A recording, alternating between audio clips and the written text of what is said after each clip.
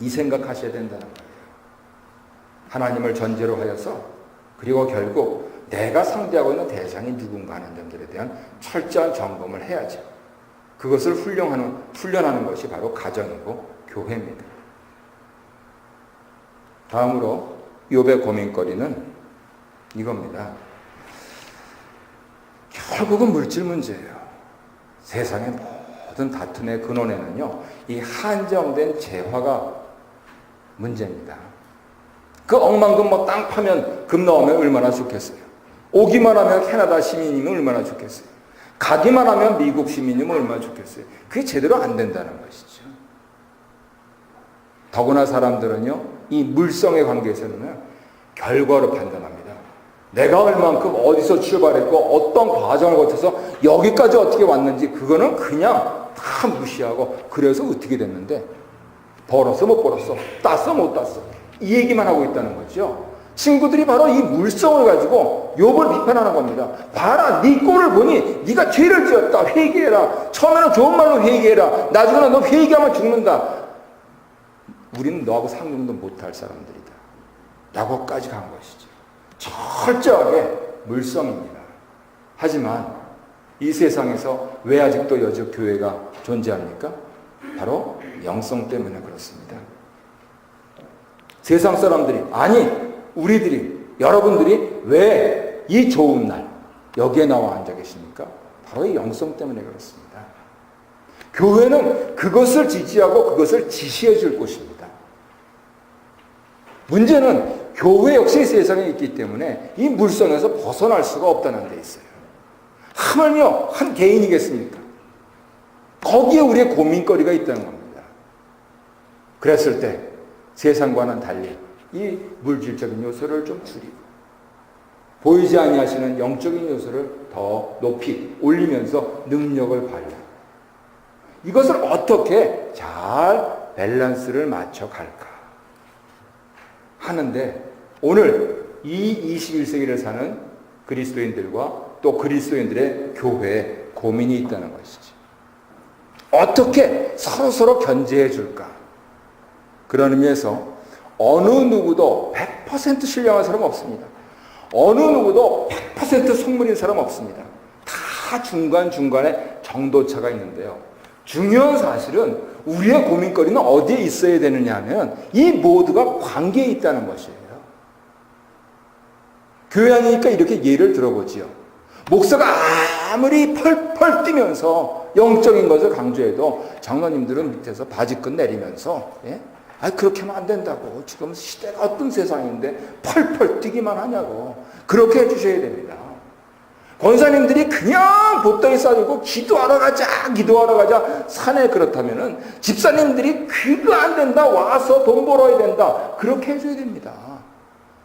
그래서 이러한 관계들 속에서 적절한 견제가 이루어질 때 아주 건강한 관계가 이루어지죠. 우리가 지난주에 건강한 가정 세미나 했습니다만, 하나님께서는 참 유머러스하게도 똑같은 사람들 집안에 안 두셨습니다. 하물며 교회겠습니까? 서로 간의 입장과, 나서부터 지금까지의 입장과 생각하고 지향하는 바가 다른 사람들을 한 동아리 속에 넣어줬어요. 왜요? 서로 견제하라고. 사람은요, 시도해 볼 수는 있습니다.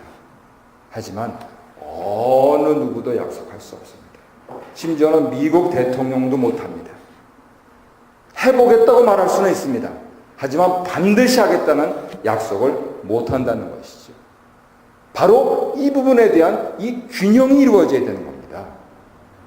나를 어떻게 감출 수 있을까? 나를 어떻게 드러낼 수 있을까? 어떻게 지혜롭게 갈까? 어떻게 능력을 발휘할까? 하는 데 있어서 적절한 균형을 이루지 않으면요, 매우 호맹맹한 소리를 하게 됩니다. 대표적인 것이 돈키호테죠.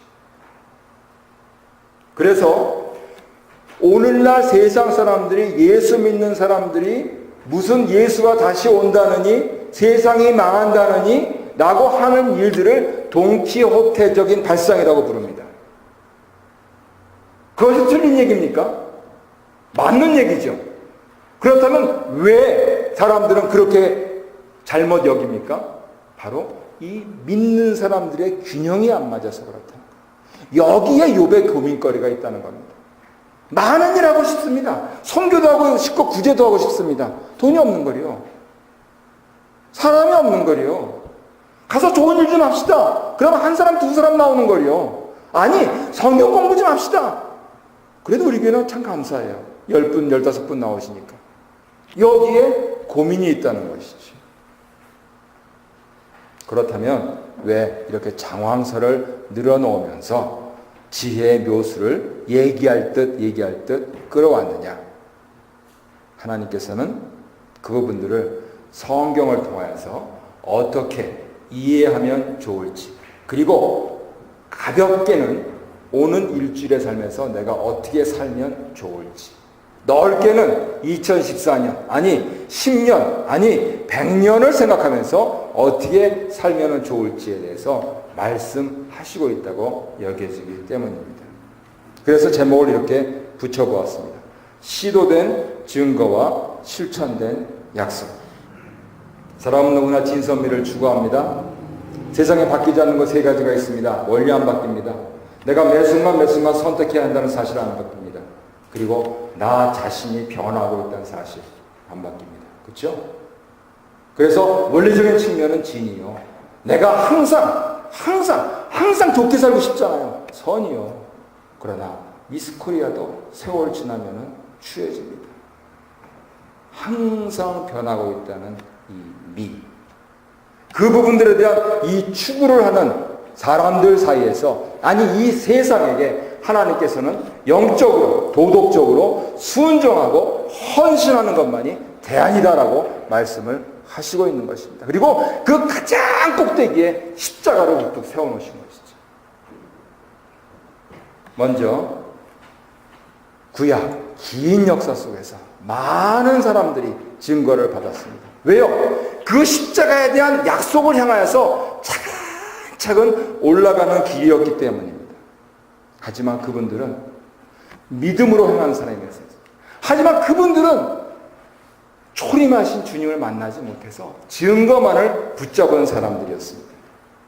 앞서서 고통 속에서 성공적인 삶을 사는 그러한 믿는 사람들의 고민에 대해서 말씀을 드렸습니다만, 이 히브리서에서는, 특히 11장에서는 성공과 실패를 함께 놓으면서 믿음으로 나아간다면 당신들에게는 이것이 틀림없이 있을 것이다 라고 얘기해 줍니다. 그렇게 말하는 근거는 뭐냐? 위에 계신 분이 계시니 그 분께 나아가야 영원한 승리를 얻을 수 있다 하는 것을 가르쳐 주기 위해서입니다. 히브리서 11장 1절 중략하고 40절 이렇게 읽습니다. 믿음은 바라는 것들의 실상이요 보이지 않는 것들의 증거니 선진들이 이로써 증거를 얻었느니라. 많은 사람 얘기를 듭니다. 우리가 아는 사람들 이름 다 나옵니다. 이런 사람은 세상이 감당하지 못하느니라. 그들이 광야와 산과 동굴과 토굴에 유리하였느니라. 고생하셨죠? 이 사람들은 다 믿음으로 말미암아 증거를 받았습니다. 성공하셨습니다. 하지만 약속된 것을 받지 못하셨습니다. 이는 하나님이 우리를 위하여 더 좋은 것을 예비하셨습니다. 이 사도 바울의 어투입니다. 고린도전서 12장 끝절에서 13장 1절 사랑짝으로 넘어갈 때도 똑같은 어투를 씁니다. 더 좋은 것을 예비하셨으니 우리 누굽니까? 지금 이 편지를 쓰고 있는 예수님들이 아니면 그들 누굽니까? 이 편지를 들어야 할 세상 사람들로 온전함을 이루지 못하게 하려 하십니다. 무언가 있다는 겁니다. 무언가 묘수가 있다는 겁니다. 지혜와 능력의 밸런스를 이룰 수 있는 그 무엇인가가 있다는 것입니다. 사람들은 믿음으로 나아가면서 심지어는 자기의 생명을 내놓으면서 증거를 얻기에 부단 애를 썼으나 사실 이 편지를 쓰고 있는, 저는 어려서 사도 바울이 썼다고 배웠습니다. 사도 바울 자신도 돌멩이를 들어서 그 얘기하는 사람은 쳐 죽일 만큼 그렇게 사람들은 다양하게 반응합니다. 매우 중요한 사실입니다. 하지만 본질은 못 깨쳤어요. 왜요? 그 사실 이면에는 하나님께서 반드시 해내고야 마시겠다는 목적이 있기 때문입니다. 반드시 하시겠다는 겁니다. 우리는 그래서 선택할 수 있는, 반응할 수 있는 자유를 가졌습니다. 어떤 사람들은 더럽게 운이 없어서 고생 길이길이 하고, 어떤 사람들은 정말 운 좋아서 어떻게 저기까지 갔는지 모르겠고요. 하지만 대부분의 사람들은 자기가 선택해서 갑니다. 젊은 사람들 중에서도 아프가니스탄, 이라크로 선택해서 간 사람이 있습니다. 누구 한 사람 등 떠나들지 않았어요. 하지만 도대체 저 고통당하고 있는 사람을 내가 TV로는 볼 수가 없다 라고 하면서 총을 들고 갔습니다. 아니면은 메스를 들고 갔습니다. 자기가 선택했습니다. 죽음에 되어서 돌아온 사람들도 있습니다. 그리고 훈장을 받고 돌아온 사람들도 있습니다. 사람의 반응은 각기 다양합니다. 하지만 변하지 않는 것, 그것이 있으니 바로 하나님의 목적이 있다 하는 것이죠. 그것을 약속의 영성이라고 제목을 붙였습니다. 바로 이것을 저와 여러분이 오늘 들었으면 하는 내용입니다. 철저히 인생을 즐기시고 하나님의 목적을 이루어 주신 분께서 철저하게 순종하시고 헌신함으로써 완벽하게 이루신 것입니다. 우리는 그것을 십자가라고 부르고, 그 분을 만나고 그 십자가를 만난 사도 바울은 그것을 하나님의 지혜와 능력이라고 부르고 있습니다. 여러 사람의 우수사례 가운데 우리들이 놓여 있지요. 금전적인 문제, 관계의 문제, 대상의 문제, 혹은 하나님 난 당신을 믿을 수 없어요 라고 하는 문제까지. 하지만 십자가 앞으로 다 나오십시오. 십자가 앞으로 다 나오시면 그것 아니 나 자신을 풀어주신다 라고 하는 하나님의 지혜와 하나님의 능력, 견제와 균형이 사라지는 그 합일점, 바로 그것을 발견할 수 있다라고 성경이 말씀하시는 겁니다. 우리 고린도전서 1장 18절로 30절 떴나요? 다 함께 읽겠습니다. 시작. 십자가의 도가 멸망하는 자들에게는 미련한 것이요 구원을 받는 우리에게는 하나님의 능력이다. 지혜 있는 자가 어디 있느냐? 선비가 어디 있느냐? 이 세대의 변론가가 어디 있느냐? 하나님께서 이 세상의 지혜를 미련하게 하신 것이 아니냐? 하나님의 지혜에 있어서는 이 세상이 자기 지혜로 하나님을 알지 못하므로 하나님께서 전도에 미련한 것으로 믿는 자들을 구원하시기를 기뻐하셨도다. 유대인은 표적을 구하고 헬라인은 지혜를 찾으나 우리는 십자가에 못 박힌 그리스도를 전하니 유대인에게는 거리끼는 것이요 이방인에게는 미련한 것이로되 오직 부르심을 받은 자들에게는 유대인이나 헬라인이나 그리스도는 하나님의 능력이요 하나님의 지혜니라. 하나님의 어리석음이 사람보다 지혜롭고 하나님의 약하심이 사람보다 강하니라. 하나님께서 세상에 미련한 것들을 택하사 지혜 있는 자들을 부끄럽게 하려 하시고 세상에 약한 것들을 택하사 강한 것들을 부끄럽게 하려 하시며 하나님께서 세상에 천한 것들과 멸시받는 것들과 없는 것들을 택하사 있는 것들을 피하려 하시나니 이는 아무 육체도 하나님 앞에서 자랑하지 못하게 하려 하심이라. 너희는 하나님으로부터 나서 그리스도 예수 안에 있고 예수는 하나님으로부터 나와서 우리에게 지혜와 의로움과 거룩함과 구원함이 되셨으니. 아멘.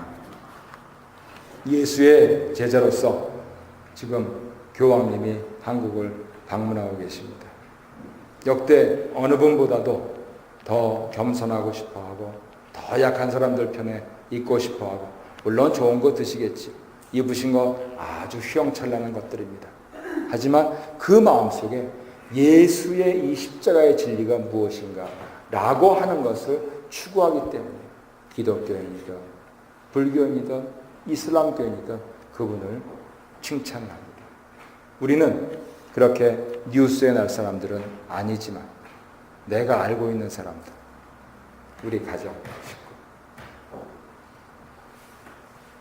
밥상 식구, 나아가서 우리 친척, 일주일에 한 번 만나는 교회 식구들, 이 사람들에게 이 십자가의 정신을 가지고 다가간다면 모르긴 몰라도 하나님의 지혜와 능력을 가진 그러한 분이라고 칭송을 받으실 것입니다.